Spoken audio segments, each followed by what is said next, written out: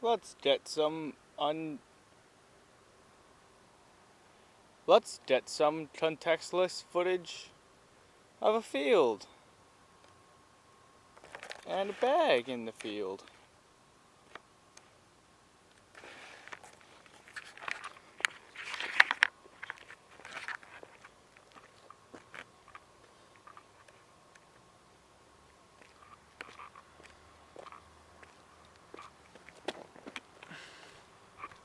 So I've been thinking a lot lately, or perhaps I should say worrying a lot lately, about the state of things and how they are going, and how I'm making them go, and how I'm doing them, and how they're doing, and a bunch of other stupid things that kind of sound similar and mean slightly different things that I could just ramble on and say a whole bunch of them because I think that that's good writing, or quirky a little bit, to say the same thing slightly differently and point out those little idiosyncrasies of language. Here comes a cyclist.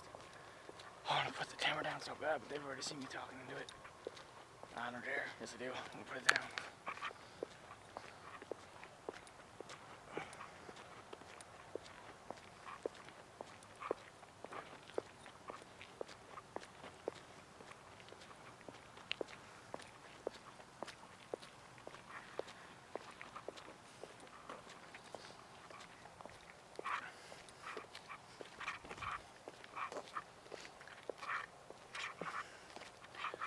Doesn't matter if you put the camera down once. Doesn't matter if you put the camera down. You're carrying the camera. People kind of give you odd looks. Carrying the camera pointed towards you with the obvious intent. Just the way I'm holding it is obvious. I can tell I'm videotaping myself, taking pictures of myself. I took a selfie earlier today to check my face, and I think the guy who was sitting next to me thought I was the biggest loser ever. Because I have a DSLR camera and I'm taking selfies with it.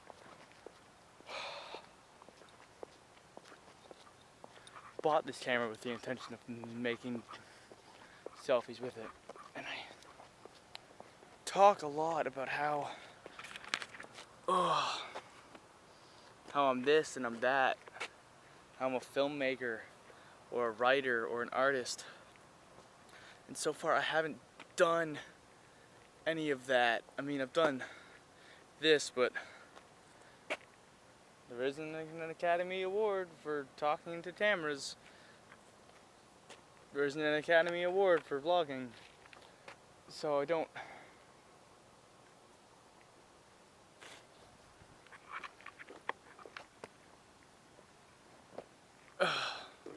The comic book script video, which I've meant to have been doing for like a week or so now, references Neil Gaiman and his comic Sandman.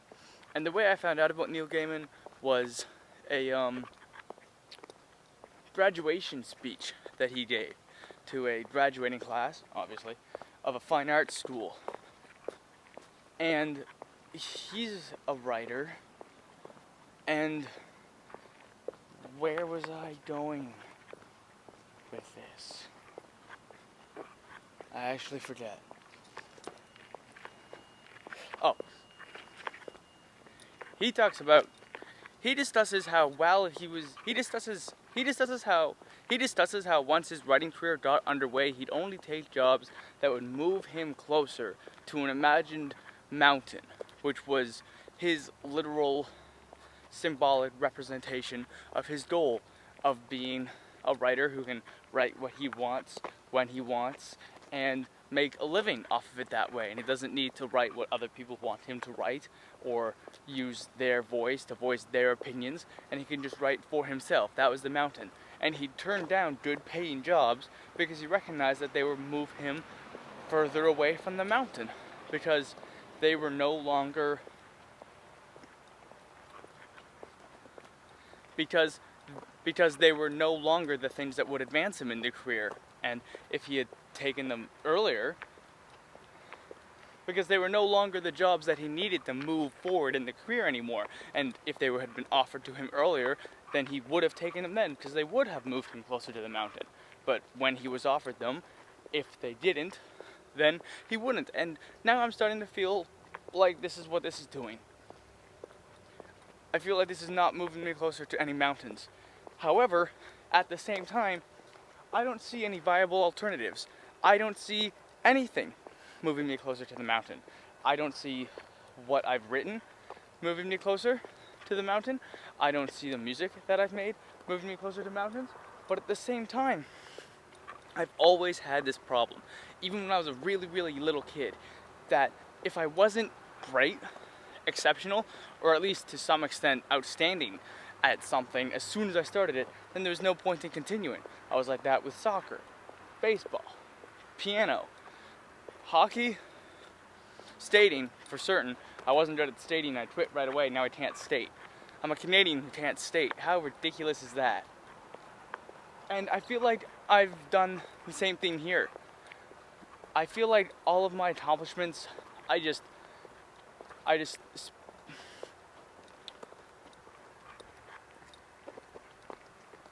feel like all of my accomplishments I just beat down so much in my mind to the point that they don't stand for anything. I just feel like all my accomplishments I talk down so much in my mind that they no longer stand for anything and they no longer mark achievements. Like, I got a short story published in the school newspaper.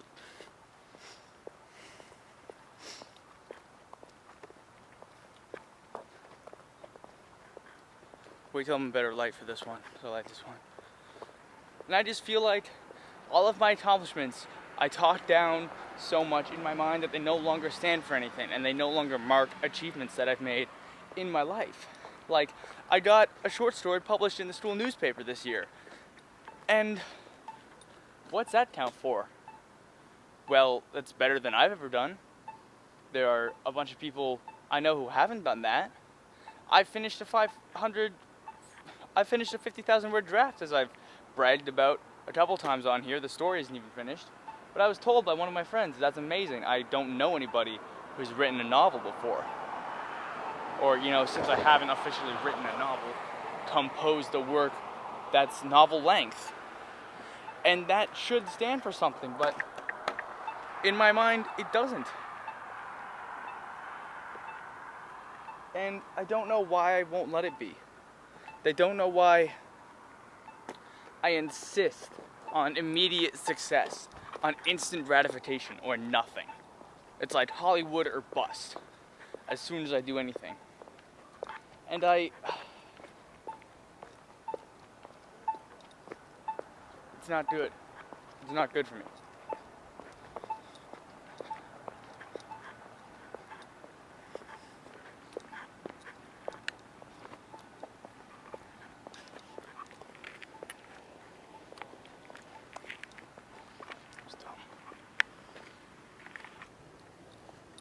And then, in what should be the same breath, but clearly isn't because the background has changed, I have to ask, why should I give myself credit for those accomplishments? What do those minor, itty-bitty, minuscule accomplishments stand for when Willie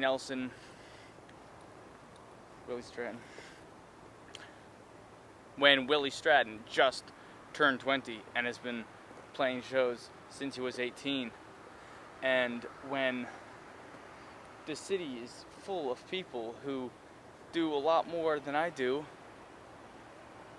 younger than I do, better than I do.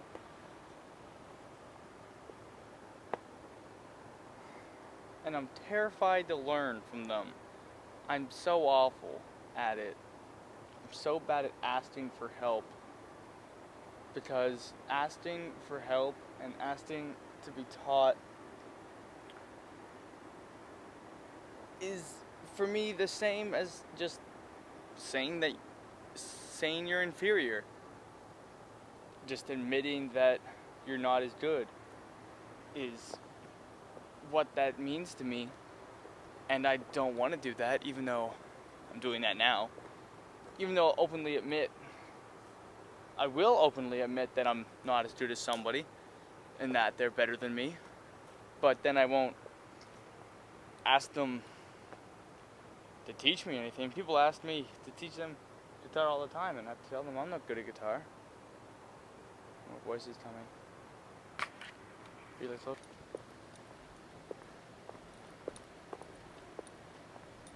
In that aspect, I'm less sure of its origin. The inability to ask for help, because I know as a kid, I always thought I needed to be great immediately at something, because I believed in talent, and I just needed to find my thing. That was before I recognized that I'm remarkably untalented, and anything that I wanted to do, I should have practiced hard at for a very long time, but didn't, because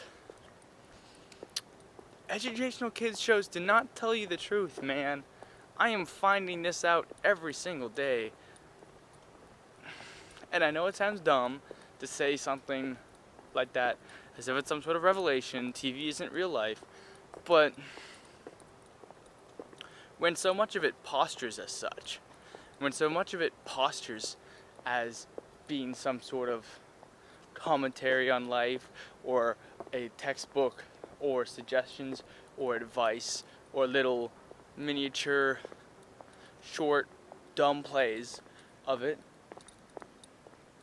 little pieces of help, simplifications of life, perhaps, to illustrate where you can go wrong and how you should avoid it, then it's easy to confuse the two, and it's easy to think that the lessons that are being taught there are relevant to the way that you're going to live your life. But the sad thing is, a lot of them aren't. A lot of them are bullshit. You don't see many TV shows about kids whose dads are minors, and then they grow up and have a kid with a 16-year-old girl next door, and then they go work in the mine.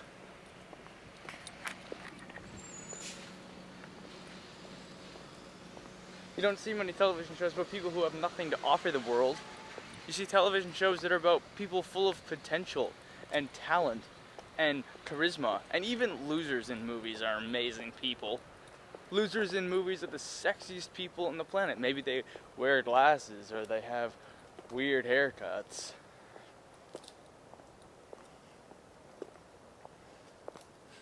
Oh no, you have a weird haircut. Too bad you don't have horrific disfiguring body acne, or you're just an asshole, or you're grossly obese, and not in the way that movie stars and people on TV are fat.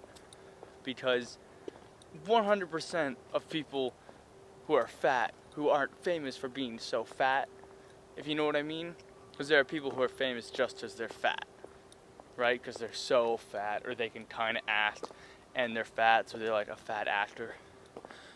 Even some of them, but 100% of those people who are on there for their acting skills and are fat, wear their fat like a boss. And don't pretend you don't know what I mean, because people can wear fat gracefully, and they can have curves and be shapely, or even a guy can have like a belly that works, like Randy on Trailer Park Boys. How does that thing stay so perky? That's a perky belly. That's a firm gut. You never see it the way that it really is. And acne. I never see acne on television. No one told me about acne. You can't see any of this. It's all pitch black. But that's fine, because it's just a rant. I'll have to edit it all out anyway, because it's redonkulous.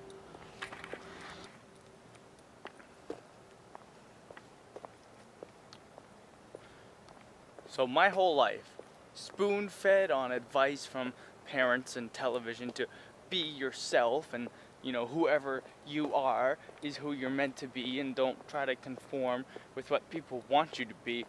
I decided I'm going to take your advice.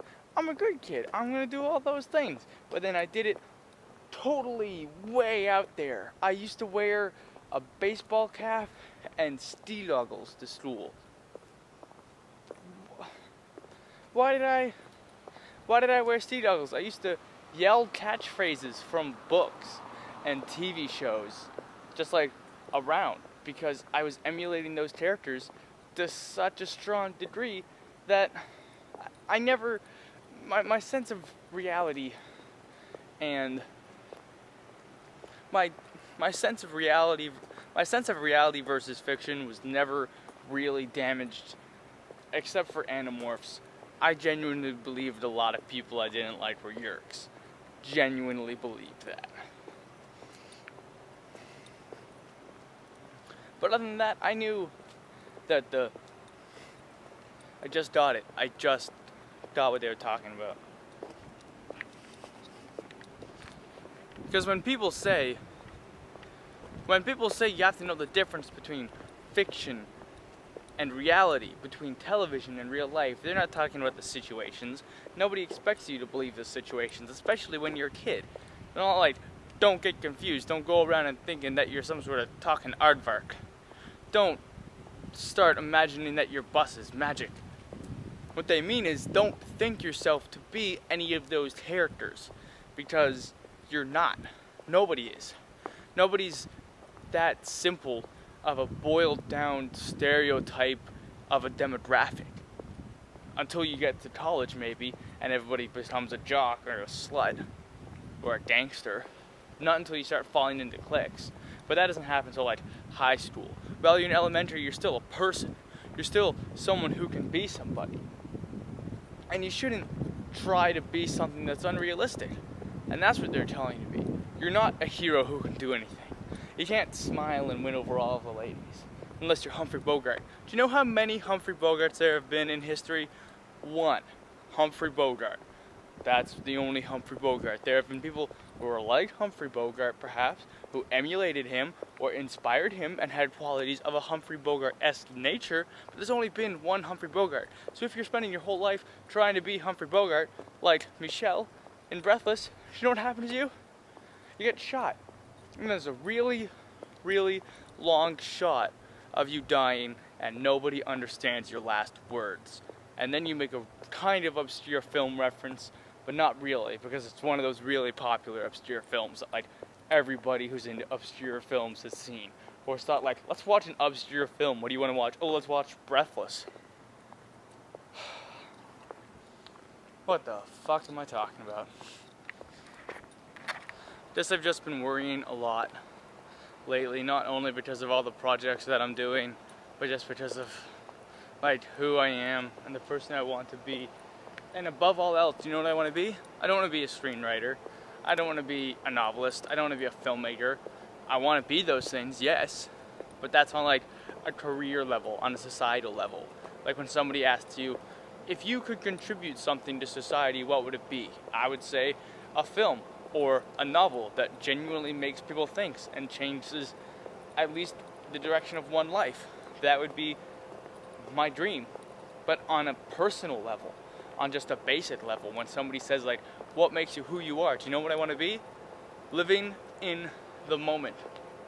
And I don't want to be distracted all the time by expectations and unrealized fantasies and first impressions and glasses and instincts. And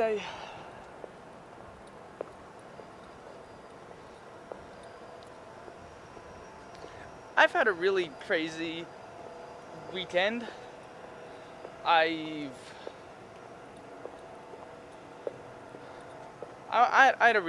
had a pretty crazy weekend, which partially contributed to the crappiness of the last couple of videos. And let's just say I've had some experiences that one would think would properly distract a person from expectations and societal demands and, you know, learned realities and all those sorts of things that I wish I could escape. And you know what I could think of the whole time? You guessed it. You guessed it, constantly on my mind. I'm constantly planning and plotting and meticulously scripting and imagining the way I want things to go, the way they're going. And it's not that I'm bad at it, it's not that I'm not quick on my feet, because I'm a fairly good strategian, if I say so myself, and I can adapt very quickly to a changing situation. But I don't want to be adapting quickly to a changing situation. I just want to be fucking doing it. I just want to be doing whatever it is I'm doing. I don't want to be constantly thinking about it, wondering, is this right? Is this wrong? Is this going too far? Metering all of every single thing that I do? This is not who I want to be. And I don't want to be constantly pulling back the reins, but I also don't want to do something that I know isn't going to work because I only think it's going to work because I've seen it on TV. If I walk up to some random person and start making all of these confessions, you know what would happen? They would slip away. Some weirdo just tried to talk to me. They would slip away. They'd go to their friends and say, some weirdo just came up to me and started talking about how nothing's the same in real life as it is on TV. But if I write a script and a character does that, you know what the other person does then? I've never thought of it that way. You're right. We should be best friends and go on an adventure right now. And my brain has just soaked up so much of that shit that it's just pumping that idea out. That same idea every single time. Hey brain, what should I do now? Walk up to some stranger. Hey brain, what should I do now? Walk up to a stranger and start talking random gibberish to them. They'll think it's charming. Believe me, I'm your brain. I just wish my whole body was on the same side. I wish part of me wasn't constantly trying to destroy the other part.